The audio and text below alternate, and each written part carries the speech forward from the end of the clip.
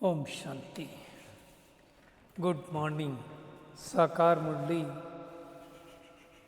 14 अक्टूबर 2025। बाबा का मीठा मीठा पत्र हम मीठे मीठे बच्चों के मीठे मंथन के लिए। मंथन शुरू करने से पहले पवित्रता के सागर शिव बाबा की पवित्र किरणों के नीचे बैठ जाते हैं और महसूस करते हैं मैं पवित्र स्वरूपात्मा हूँ, पवित्रता के सागर की संतान हूँ। आज की साकार मुरली तो तीन बहुत खास बातें आई हैं, जिसमें पहली बात जो लोग कहते हैं, जैसे दुनिया में अज्ञान काल में भी लोग कहते हैं भाभी ड्रामा होगी तो ऐसा होगा, उसको बाबा यहाँ ड्रामा की भाभी बोलता है। कई लोग बोलते हैं ड्रामा में होगा तो ऐसा होगा, जैसे दुनिया में बोलते हैं नसीब में होगा तो मेरा अच्छा हो जाएगा, और नसीब में नहीं होगा तो नहीं मिलेगा, और उसको अगली कई लोग बोलते हैं समय से पहले और भाग्य से ज़्यादा कुछ नहीं मिलता है। तो वहाँ की बात को बाबा ने यहाँ ड्रामा में कहा कि कई लोग कहते हैं ड्रामा में होगा तो हम पुरुषार्थ कर लेंगे, ड्रामा कराएगा। इस पे बहुत सारे लोग अटकते हैं, तो आज इस पर मैं थोड़ा गहराई से इसके बारे में चिंतन करने वाला हूँ, डिस्कशन करने वाला हूँ।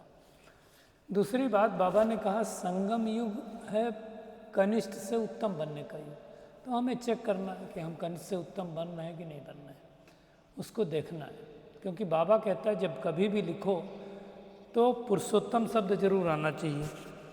पुरुषोत्तम शब्द नहीं आया तो मतलब फिर कुछ तो गड़बड़ है, तो उसके बारे में बाबा ने कहा।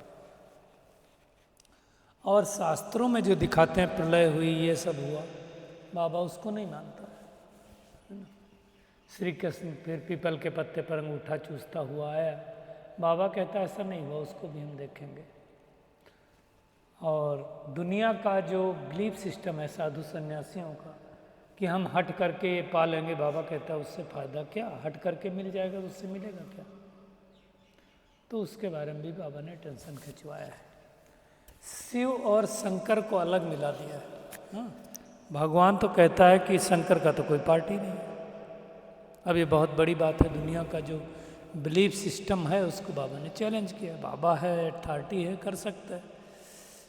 और बनारस को भी याद किया है, बनारस वाले गुप्ता जी को भी आज बाबा ने याद किया है, तो उसकी भी हम थोड़ा सा गहराई में जाने वाले हैं।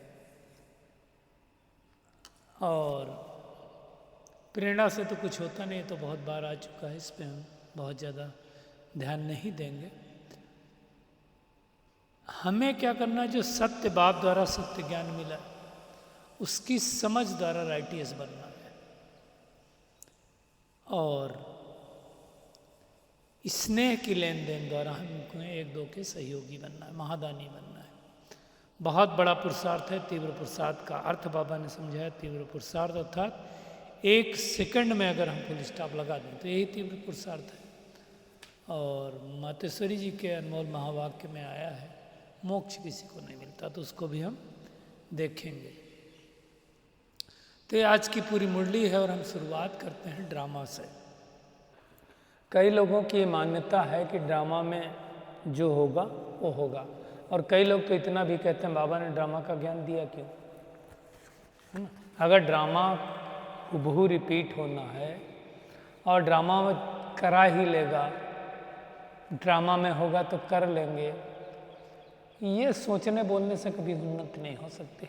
इसको मैं दूसरे रूप से अगर लेता हूँ, फर्ज करते हैं दो बच्चे एक साथ पैदा हुए, ठीक है, एक साथ पैदा होकर के दोनों बड़े हुए, दोनों स्कूलिंग में गए, एक ने स्कूल में पढ़ाई करना चालू किया और एक ने नहीं किया। पॉसिबिलिटी क्या है, आप छोड़ देते हैं, अभी ड्रामा को ज्ञान को सब साइड में रख देते हैं। एक ने पढ़ाई करी, मेहनत करी, और एक ने बोला पढ़ने लिखने से कुछ नहीं होगा, ड्रामा में होगा तो हम पढ़ लेंगे। क्या पॉसिबिलिटी है, कौन पढ़ करके इंजीनियर डॉक्टर बनेगा और कौन नहीं बनेगा, क्या कहेंगे? आप सबका जवाब यही आने वाला है कि जो पढ़ेगा वही आगे बढ़ेगा, नहीं पढ़ेगा तो कुछ नहीं बनेगा। इसलिए कहते हैं पढ़ेंगे लिखेंगे तो बनेंगे नवाब, नहीं तो होंगे खराब। तो अब हमको एक बात ये अच्छी तरह से समझ में आ जाती है कि पुरुषार्थ करने से ही प्रारब्ध मिलती है, नहीं करने वाले तो फिर उनको क्या कहेंगे। ये इसको जो बाबा कहता है वो फिर तो बहानेबाजी हो गई ना। तो ये कहना ड्रामा में नूंद होगा तो हम कर लेंगे तो हमें मिल जाएगा, ड्रामा करवाएगा ही, ये फालतू बात है। बाबा ने ड्रामा का क्यों ज्ञान दिया हम सबको पता है। इसलिए मैं तो अभी एक ही बात कहता हूँ, ड्रामा में कुछ नूंद नहीं है। ड्रामा में एक ही चीज़ नूंद है कि 5000 साल का ये चक्र है, नूंद है। हर 5000 साल बाद ये ड्रामा, इस चक्र की पुनरावृत्ति होती है। सतयुग, त्रेता युग, द्वापर युग, कलयुग, ये 4 युग है। 5वां युग संगम युग है, परमात्मा आता है सृष्टि के अंत में, ये सब नूंद है। लेकिन मुझे कैसे पुरुषार्थ करना है, मुझे कौन सा पद पाना है, मुझे हेल्दी रहना है, वीक रहना है, ये सब कुछ नूंद नहीं है, ये हम करते हैं। तो ये बात दिमाग से सब हटा दें, जो भी भाई बहनें सुन रहे हैं कि ड्रामा में नूंद होगा तो हो जाएगा, ऐसा कुछ है नहीं। ड्रामा में क्या नूंद है क्या नूंद नहीं है वो समझ लेना है। या तो आप ये समझ लो कि इतना ज़्यादा कोई है कि हमें हर चीज़ जब हम करते हैं तो हमें नया लगता है ना, हर 5000 साल बाद। तो इसको बेहतर यही समझना है कि ड्रामा हम बना रहे हैं, जो कुछ हम कर्म कर रहे हैं सुबह से लगा करके शाम तक, वो ड्रामा में नूंद हो रहा है। ड्रामा में नूंद नहीं है, ड्रामा में मैं आत्मा नूंद करती हूँ। ये अच्छी तरह से समझ लेंगे तो ड्रामा की पॉइंट पे कभी अटकेंगे नहीं। अब नहीं किया, नहीं करने के बाद जब आया तो ड्रामा में नूंद था, ऐसा समझने का। इसलिए ड्रामा में कुछ नूंद नहीं है, जो मैं आत्मा पुरुषार्थ करूंगी वो नूंद होगा। क्लियर? इससे ज़्यादा कुछ सोचना नहीं है। ज़्यादा सोचेंगे तो हम ज़्यादा भारी होंगे, है ना। फिर हमारे करने के लिए कुछ बचेगा ही नहीं, फिर हम कहेंगे ड्रामा होगा तो करा ही देगा। कई लोग उसके सहारे बैठे रहते हैं। अरे आप सोचो, आप बैठे हो, चलो किसी ने मान लो मुख में डाल भी दिया। कई लोग ऐसा भी कहते हैं दुनिया में कि मेरे भाग्य में होगा। किसी ने कहा किसी से कि भाई अगर तुम्हारे भाग्य में ये तुमको पुरुषार्थ नहीं करोगे तो तुमको पानी कौन देगा। बोला हमारे भाग्य में होगा तो पानी भी हमारे मुख में आके कोई डाल देगा तो घुटना तो आपको पड़ेगा। उतना कर्म भी नहीं करना पड़ेगा, उतना तो करना पड़ेगा, सांस तो लेनी पड़ेगी। तो ये सब फालतू बातों में अपना टाइम नहीं बर्बाद करना है। दूसरी बात, आज गीत बहुत अच्छा है, कहानी है दिए और तूफान की। दिया कौन है और तूफान कौन है? हम सब समझते हैं दिया है आत्मा रूपी दीपक, जो इस संगम युगी में माया रूपी तूफानों से लड़ रहा है ना। उसमें बहुत अच्छी अच्छी लाइनें आई, आप लोग का टाइम मिले तो सुनना। मैंने कई बार इसका जिक्र भी किया कि एक रात अंधियारी थी, दिशाएं थी कारी कारी, मंद पवन था चल रहा अंधियारे को मिटाने, जग में ज्योत जगाने, एक छोटा सा दिया था कहीं जल रहा, अपनी धुन में मगन, उसके तन में अगन, उसकी लौ में लगन भगवान की। ये कहानी है दिए और तूफान की। ये लड़ाई है आत्मा की विकारों के साथ। बहुत अच्छा, जिस भी कवि ने लिखा है, मैं कहूँगा बहुत अच्छा है। फिल्म तूफान और दिया नाम से ही थी, उसी की है, और शायद भरत व्यास जी हैं इसके गीतकार। तो और मन्ना डे जी ने गाया, बहुत अच्छा गाया है। तो ये सारी चीज़ें हैं। अब जो तूफान आते हैं वो हमें मसलने के लिए आते हैं। कहीं दूर था तूफान, दिए से था बलवान, सारे जग को मसलने मचल रहा, झाड़ हो या पहाड़ दे वो पल में उखाड़, सोच सोच के जमी पे था उछल रहा, एक नन्हा सा दिया उसने हमला किया, अब देखो लीला विधि के विधान की। तो ये आप एक चीज़ समझो, अगर कोई आत्मा परमात्मा को याद करके और उस तूफानों को डट के सामना करती है तो कर सकती है, इसको समझना। तो हमें जो भी परिस्थितियाँ आती हैं उनसे घबराना नहीं है, क्योंकि कलयुग रूपी अंधेरी रात है, परिस्थितियाँ तो आएंगी। हमें क्या करना है, इस पुरुषोत्तम संगम युग के महत्व को समझना है। ये पुरुषोत्तम बनने का युग है, हमें उत्तम से उत्तम बनना है। कनिष्ठ थे, अब नहीं है। अब कनिष्ठ से हम उत्तम बन रहे हैं, है ना। मर्यादा पुरुषोत्तम बोला जाता है। पुरुष माने आत्मा होता है, आत्मा को उत्तम बनने का पुरुषार्थ है। तो ये मेहनत करना, पुरुषार्थ तो करना ही पड़ेगा, पुरुषार्थ बगैर कुछ नहीं हो सकता। इसलिए बाबा ने कहा ये कहना नहीं। तो ये हमें अच्छी तरह से समझना कि यही वो समय है जब भगवान स्वयं ब्रह्मातन में आकर के हमें पुरुषोत्तम बनाता है, सर्वोत्तम बनाता है। परमात्मा के अलावा कोई नहीं बना सकता, और उसमें सबसे उत्तम बनते हैं श्री लक्ष्मी नारायण। करना पड़ेगा। आज बाबा ने रिद्धि सिद्धि वालों को याद किया कि अहमदाबाद में एक साधु था, वो कहता था हम कुछ खाते पीते नहीं। अच्छा चलो सारी उम्र कोई ना खाए पिए, जी भी जाए, फायदा क्या उससे? सोचो, अरे खाना पीना मिलेगा तब तो आपका शरीर चलेगा, आपको उससे आप क्या सिद्ध क्या करना चाहते हैं? जैसे वो कहते हैं विवेकानंद जी कहीं से जा रहे थे, तो एक व्यक्ति ने देखा कि नाव के लिए वेट कर रहे हैं, तो उनको कहा महात्मा जी आप किसके लिए वेट कर रहे हैं? तो उन्होंने बोला कि भाई वो आ जाए नाव वाला तो वेट कर लें। बोला ऐसे निकल जाओ, मैं तो निकल सकता हूँ। तो वो गए ऐसे नदी पैर चले गए, चल करके पैरों से, और वापस आ गए। बोले देखो हमने इतनी साधना प्राप्त करी। उन्होंने कहा कितने साल खराब किए? बोले 14 साल। बोले नाव वाला कितना लेगा? बोले 2 पैसे। बोले 2 पैसे के लिए आपने 14 साल खराब कर दिए। क्या फायदा इसी तपस्या का? कोई मतलब उससे होगा क्या? 2 पैसे में आप नाव में पार हो सकते थे। तो ये समझना, खाओ पियो नहीं शरीर को। कई लोग हठ योगी भी आजकल बहुत सारे लोग आ गए हैं, तो वो पुराने हठ योगी रहेंगे किसी जन्म के, तो वो यही सिखाते हैं कुछ खाओ नहीं, कुछ पियो नहीं, कंट्रोल करो। सब में ज़्यादा टू मच में नहीं जाना।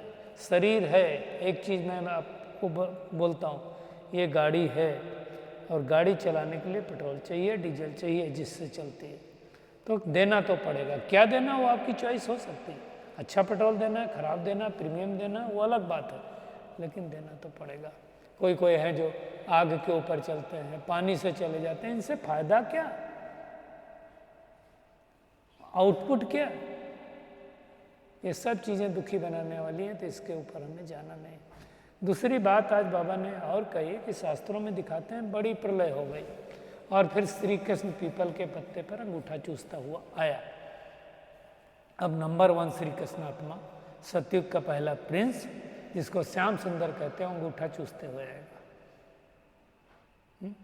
वैसे तो बच्चे पैदा होते हैं तो अंगूठा चूसते हुए पैदा होते हैं, वो गर्म महल से निकले गए पीपल के पत्ते पर आएगा।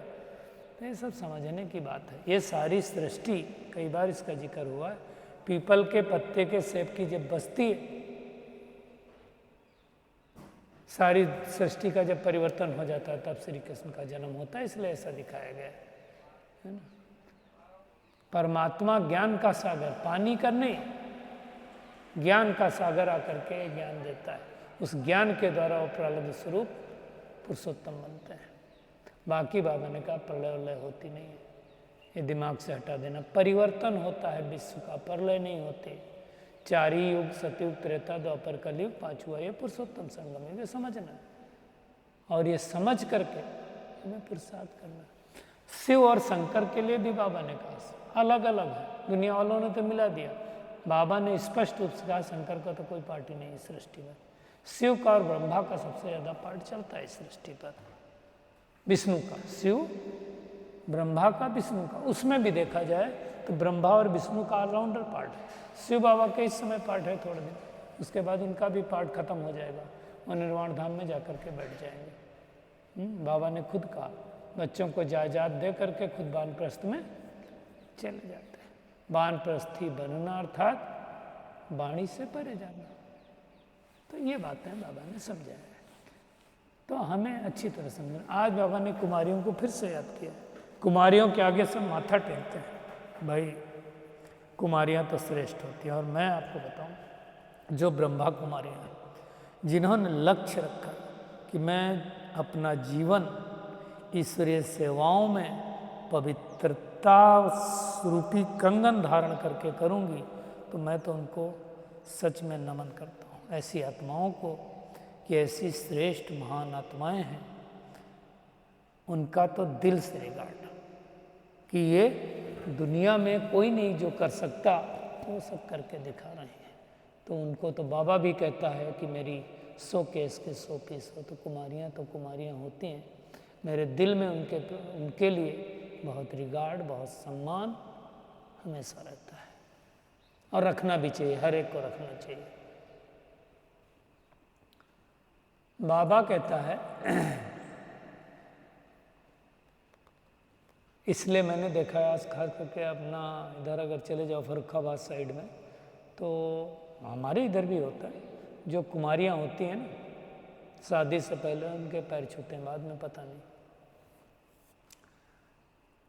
आज बाबा ने बनारस को भी याद किया है।